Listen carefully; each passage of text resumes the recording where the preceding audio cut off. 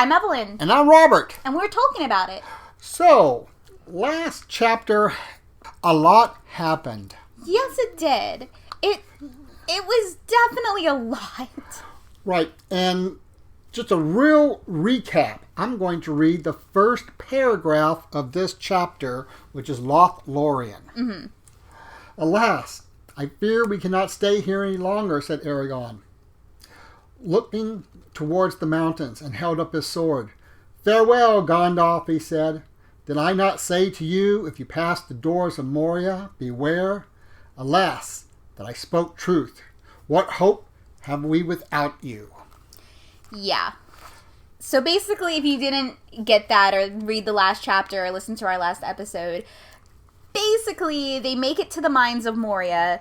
They are chased by orcs, and then a Balrog shows up, which is basically a demon, and Gandalf fights him, but then they both fall to a bottomless pit. Yes. I'm assuming they're still falling. If it's bottomless, that's true. Okay. But you know what? If it's truly bottomless and it goes on the other side of the world, soon, at one point they're going to be raising. At one point they're going to be rising. Or do they just get, like, stuck where, like, you know, like one of those, like, pendulums where it's just, like, you get momentum so you go the other way, but then you start falling because of gravity again, and they just, like, slowly pendulum until they're just stuck in the center of the earth? Okay, we'll go with that. Sure. So I had some predictions based on that.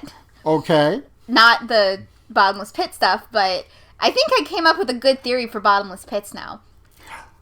Anyway, so my predictions were that the orcs were going to follow them, as well as Pippin would outwardly show the most remorse for Gandalf essentially dying.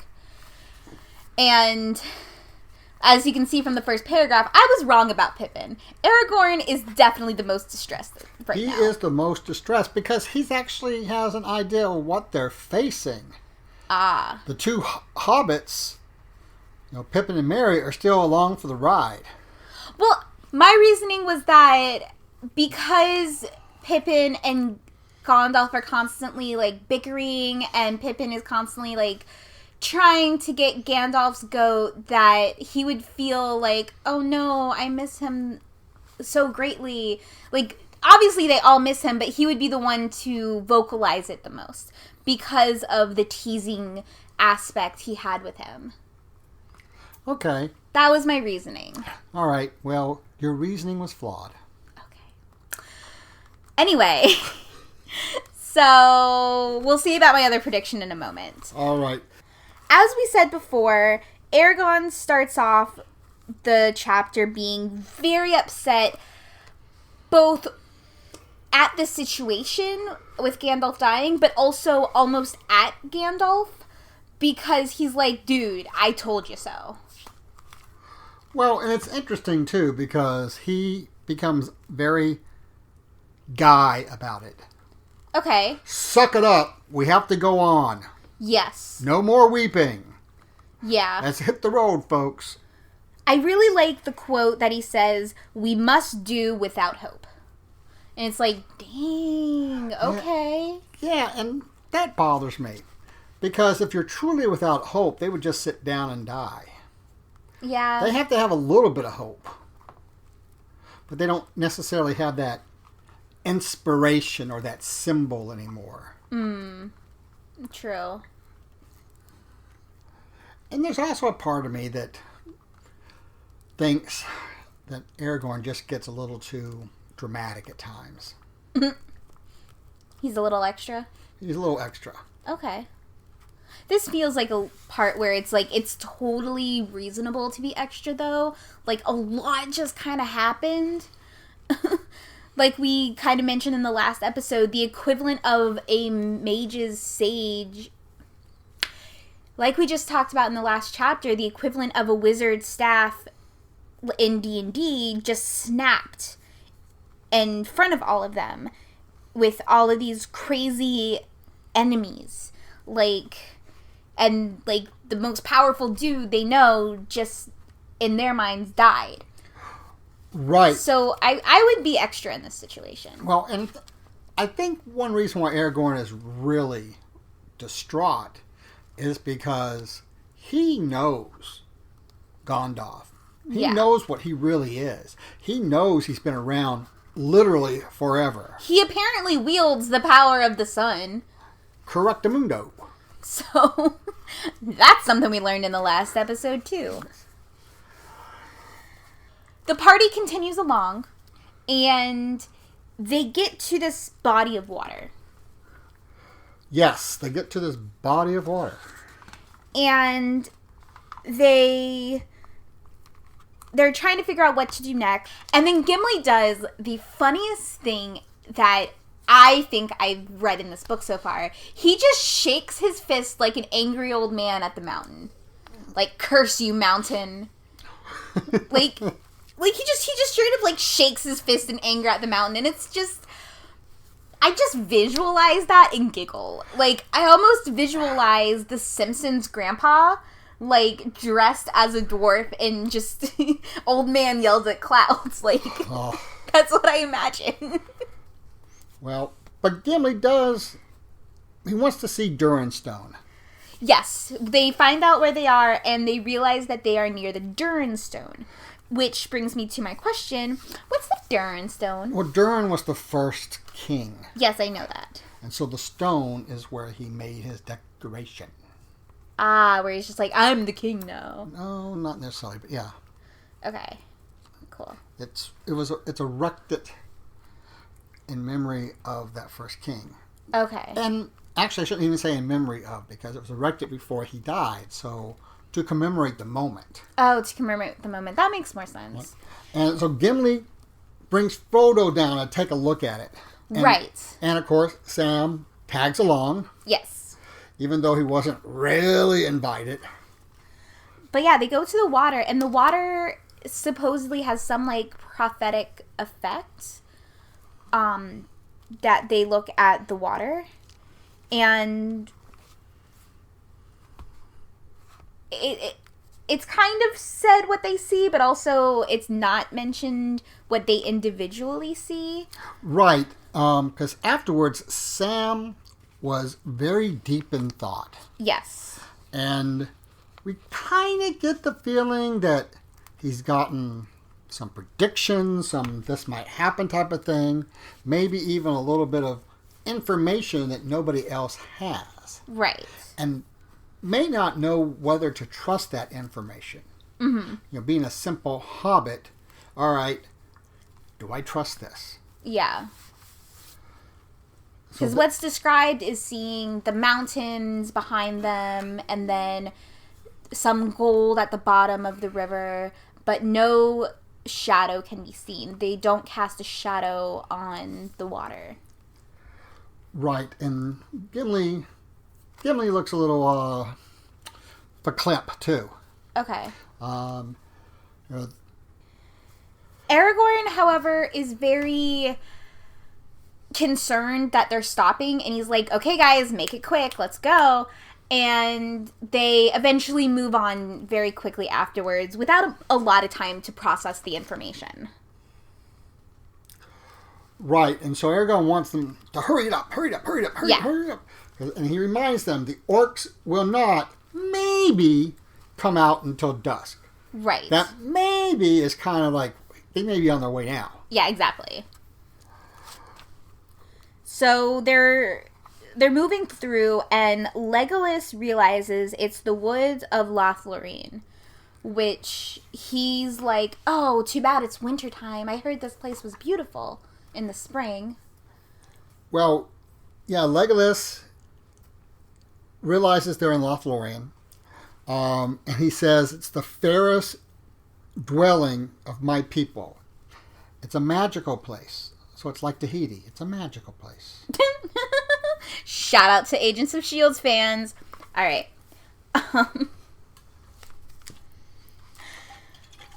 Yeah, it's this magical place. It's Legolas's kin. Yes, it's a magical place. It's Legolas's kin. He's very excited to be here.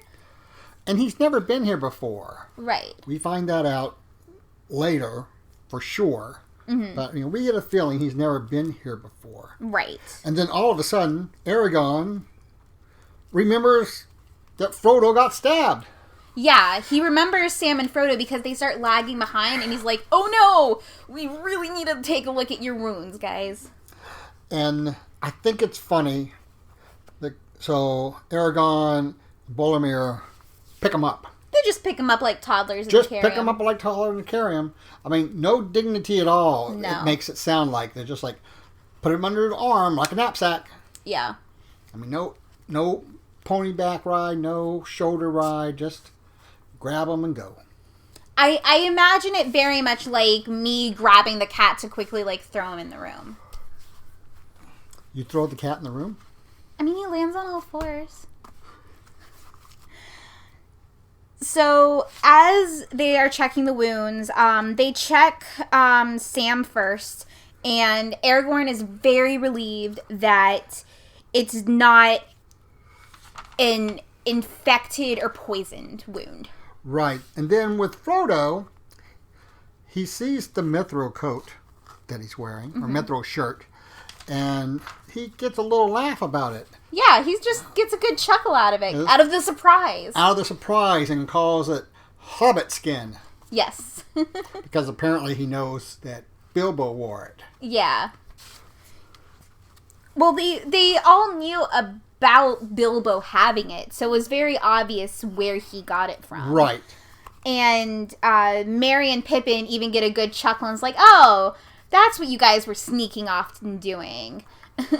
And it's interesting, too, because the thing is worth so much. Right. And it's like, we get an idea in earlier chapters how much it might be worth. And then Gimli sees it, and he's like, you guys undersold this. Right. And it's like, oh my gosh. Like, what does this mean? I mean, for one, for what it's made of, and two, its purpose. Yes. Right. And it's still interesting, if we go back to The Hobbit, the book, it basically was made for a dwarf princeling. Mm-hmm. And that's why it's small enough for the hobbits to wear. Right. So, this makes it even more elaborate. It was something made for a juvenile dwarf that you know is going to grow out of it. Yeah. So, it's even more strange that it exists. Not even strange that it exists, but because it's probably more... I'm getting big Belgariad vibes where one of the characters gets a suit of armor made very elegantly to simply be a figurehead to help inspire the troops. So that's kind of what is going on in my mind right now, where we see this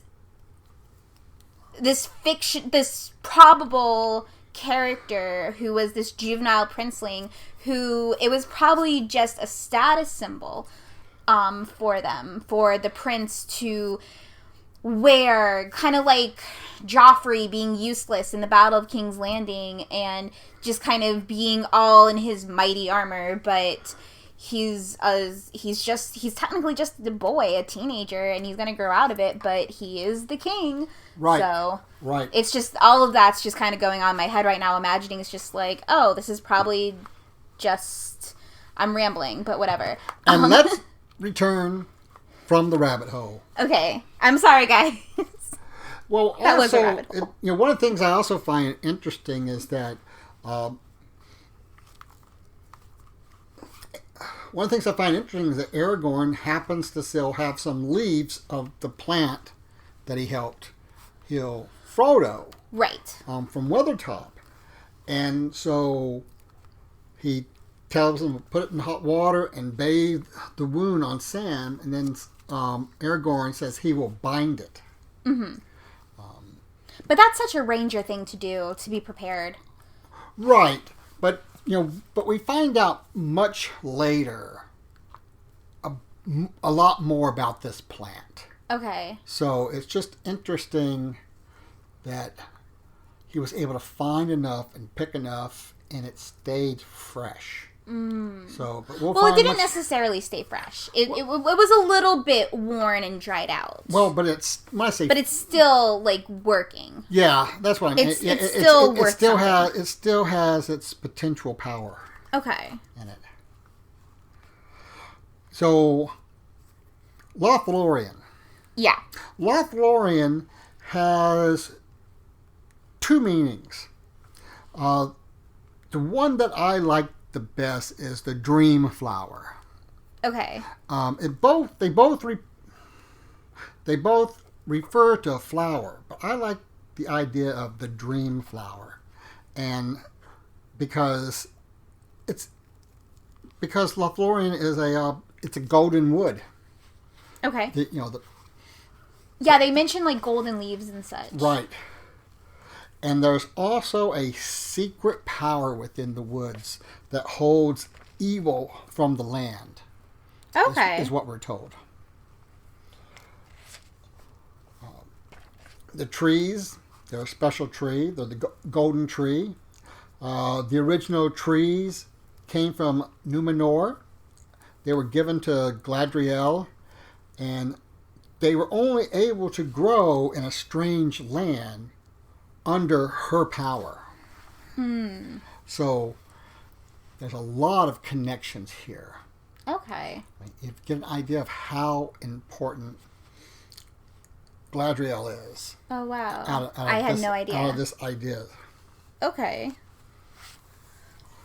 So while they're resting, Frodo thinks he sees something. He thinks he sees some glowing eyes. Yeah. And my first thought is this Gollum? Gollum.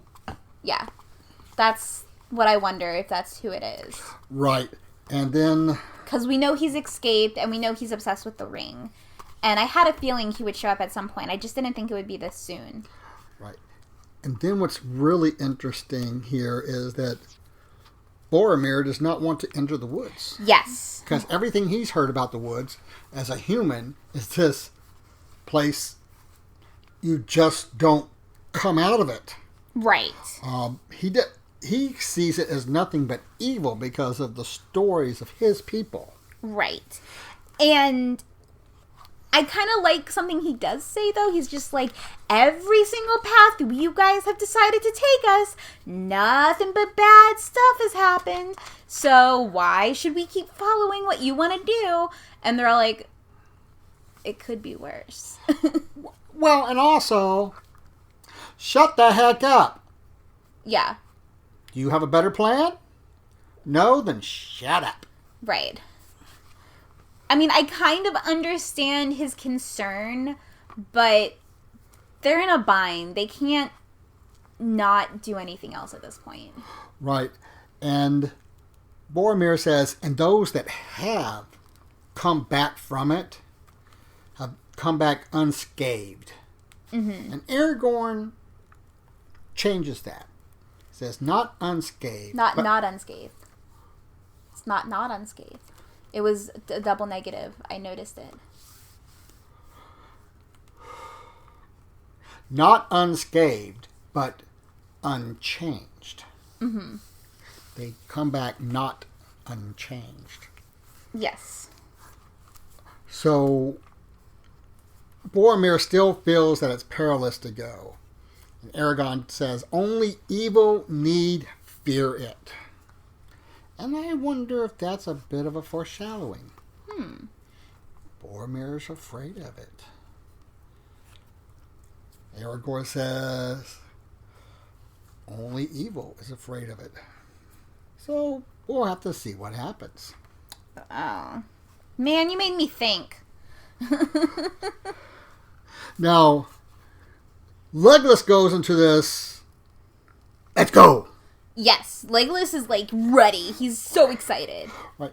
And when he sees the stream, the Nimrodin, I'm sorry. So when he sees the scream. So when he sees the stream, Nimrodin, Rodell. Just the stream. So when he sees the stream, well, I gotta say the word several times later on too. So Legolas goes into the stream with both feet.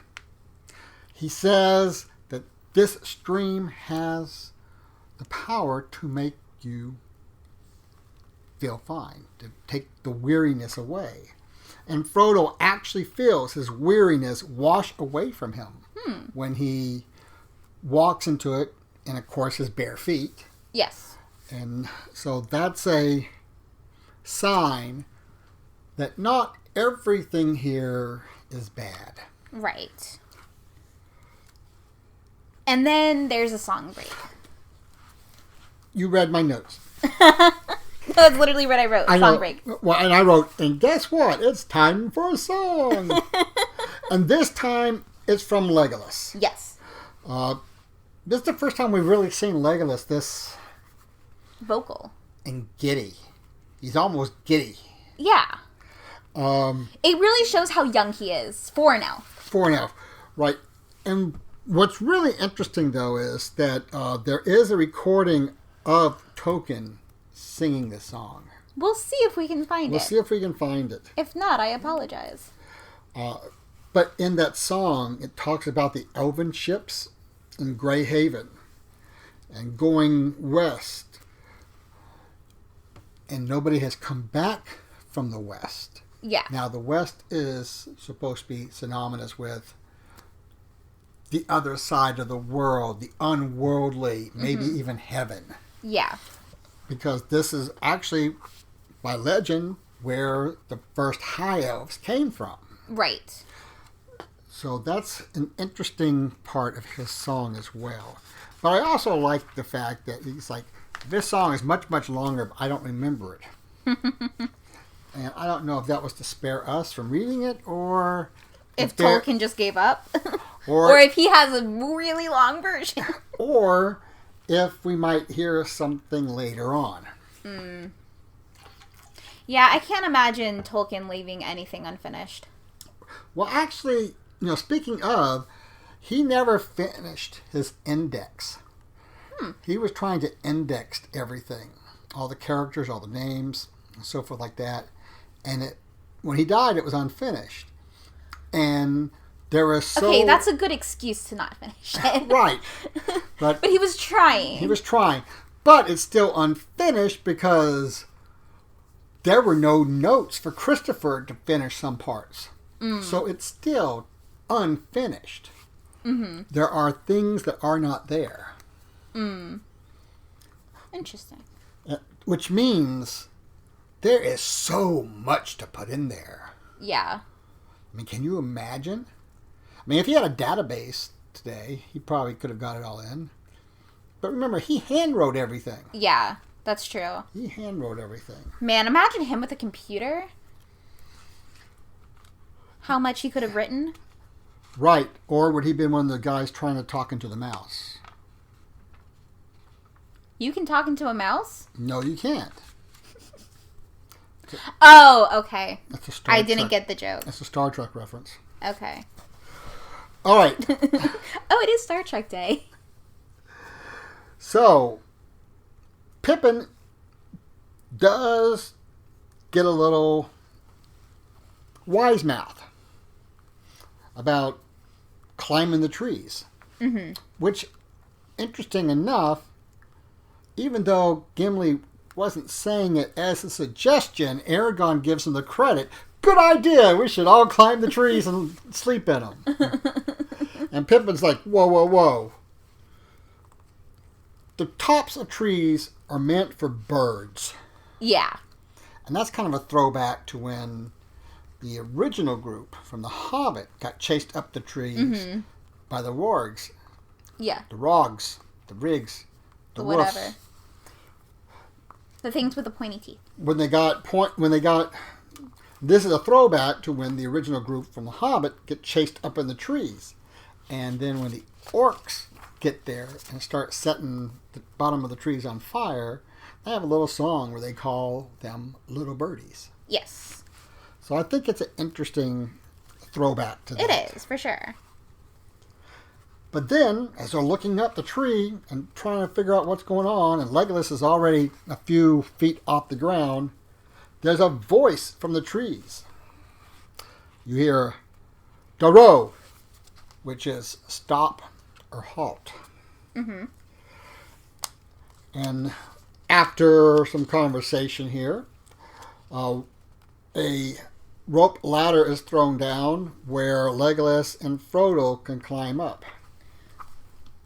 Right. So Legolas is kind of frightened at first. This is the first time we see him kind of like... Or no, not necessarily the first time, but this is one of the few times so far that we've seen him concerned. Right. And when Frodo and Legolas get to the top, there are 3 elves up there waiting for them. Mm-hmm. Now, I'm not going to get into this because it can almost be a bonus episode. Okay. But 2 of those 3 elves are named after things from the beginning of the world. Okay. So I think that's a really interesting throwback. Because when you think about it, other than the hobbits, no one uses last names. Yeah. So you have to have a creative name to put you separate from everybody else. You don't have a bunch of Aragorn Juniors running around. Yeah. You don't have a bunch of Boromirs running around. But you may have somebody named after one of the heroes many decades later, many generations later. Okay. So I think that was interesting. And I wonder if... I've never been able to figure this out or not, but did Tolkien just start running out of names? Or did he purposely name them after things from the beginning of the world? I like to think that he knew what he was doing. I like to think he knew what he was doing too. He was so meticulous in everything he did. It can't just be a coincidence. Right. But there is no notes or correspondence that I know of about this. Okay. So, now I'm saying so. And a lot. And a lot. So we learned that the elves have heard... Jesus Christ. We learned that the elves have heard about Frodo and the journey. And they want to talk with them. Right, but when they also find out that Aragorn is one of the ones down still on the ground, they mention that he has favor with the lady. Yes. And so Aragorn has favor with the lady.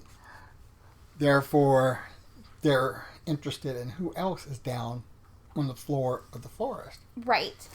They seem to be okay with everyone except Gimli. Gimli? Why Gimli? Because he's a dwarf. Yeah. There's that animosity between the dwarfs and the elves rearing its ugly head, and they haven't even laid eyes on each other yet. Yeah. And they're just like, well, he's not welcome here.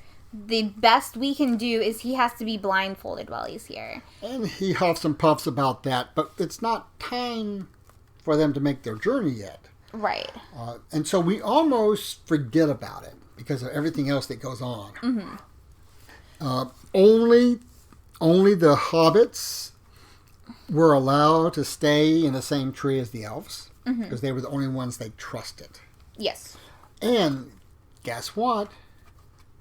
Another supper! Yes. That was even better than the one before. Right. And then we get a description of the moon as in a sickle moon. Yes. And it reminds us of the tool that Death has. Okay. And we've had this conversation before. We both think of sickles differently. Yes. And then we hear orcs. Yes. Therefore, they had something to worry about. Yes. And they rightfully didn't want to stay on the ground. Absolutely.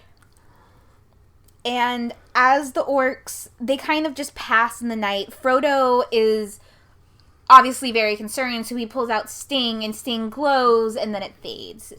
But as it's faded, he continues to hear something around the tree. Continues to hear something in the tree, yeah. And suddenly an elf appears and says that they scared something off, which makes me think again, this has got to be Gollum. Right. And now, the next morning, Legolas and Frodo bid the Nimrodel farewell.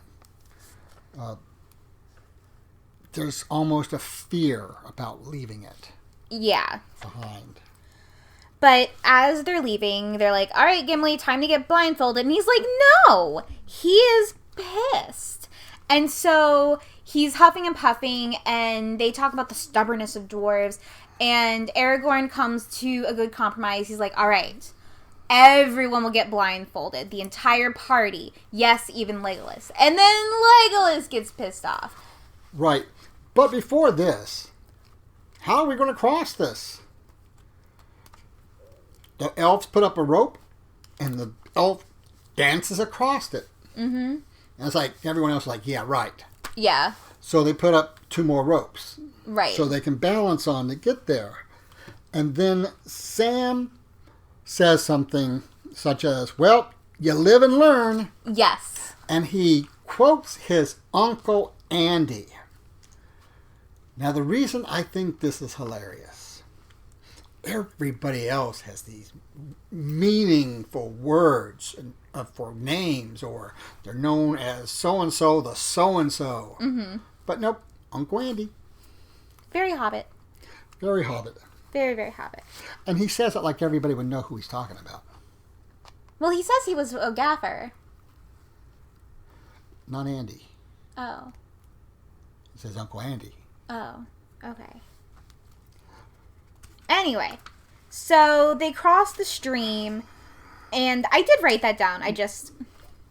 But before we get to there, as they're getting blindfolded, the elves, as Gimli gets blindfolded, he says, a plague on you. Yes. And then when they say, well, Legolas can get blindfolded too, he says, a plague on you. And it's mindful of the Shakespeare quote, a plague on both your houses. Yeah. And that they both have stiff necks. Yeah. So. Very stubborn. Very stubborn. And when they compromise, Gimli is still upset. He's like, a plague on all of you if I should stumble. I want reciprocity for every single stumble I take. Sounds like a dwarf, don't it? Yeah, a little bit. Holding grudges. But now they have crossed the next thing, so now they have crossed the second thing they need to do, was to cross the Silverlode. Yes. And there are actually, this is very symbolic because there's basically 3 gates, as it were, for Frodo to go through. He went over the Nimrodel and was cured of his weariness. He went over the Silverlode, which he describes as a bridge over time. Because his vision is about things that were long ago. He talks about how bright it is and that type of stuff.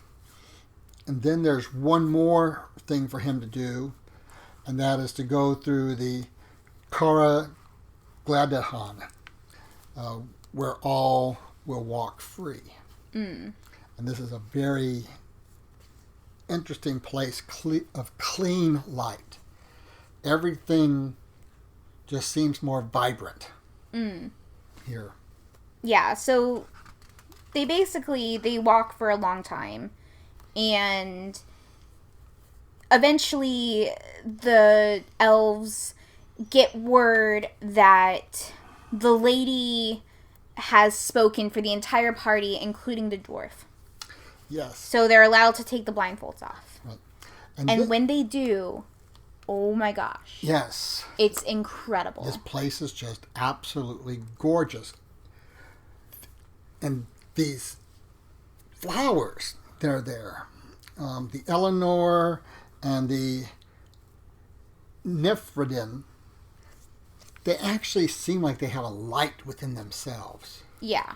And Tolkien even talks about it, that he's never even tried to draw what these look like, because how is he going to draw something like that? Mm-hmm. I mean, he's mentioned that a couple of times, because he draws a lot of stuff. Yeah, he does. Out so people get an idea of what he's talking about. But now that they're over in this area, he's bid to climb.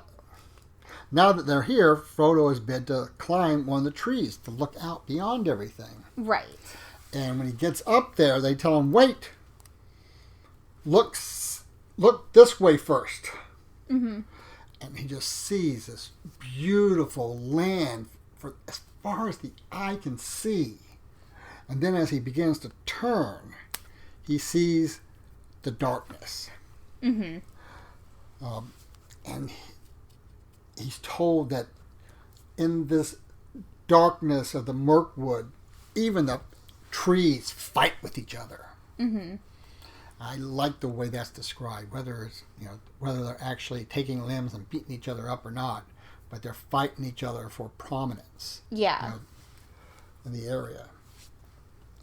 And then in that area is the first stronghold of Sauron. Mm.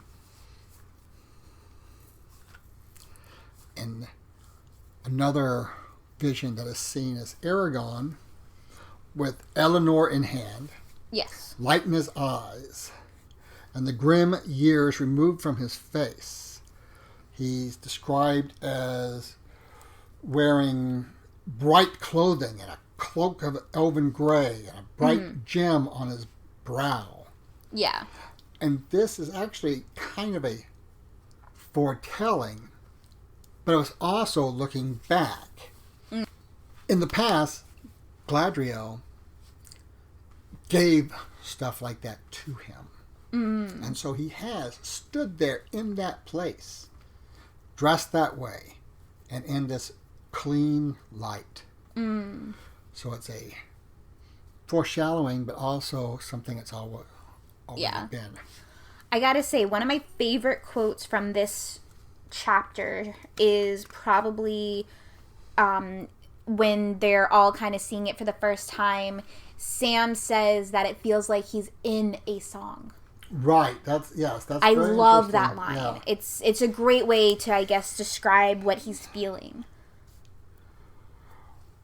Yeah, and many of the others are there actually throw themselves down on this clean, beautiful, greener than green grass. Yes. And I just think that's a hilarious image. Yeah. I would like to know if the dwarf really did that. That seems a little bit beyond him. Well, and that's really kind of the end of the chapter. We are told again that this place is the heart of Elven,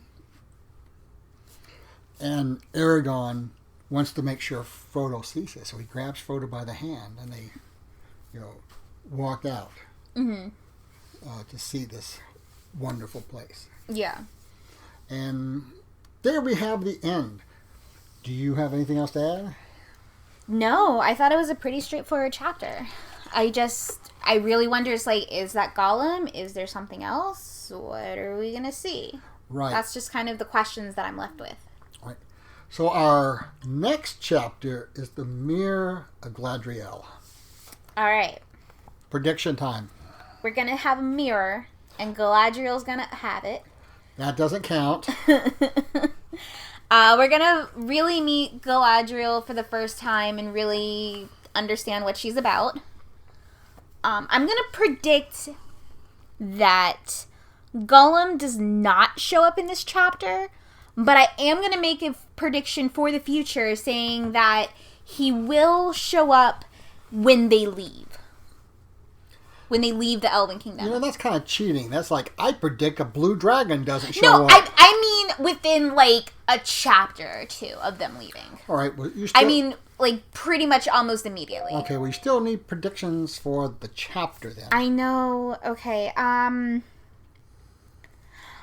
really don't know what to expect with this chapter, honestly. Okay. I bet we're gonna meet Galadriel and learn what she's about.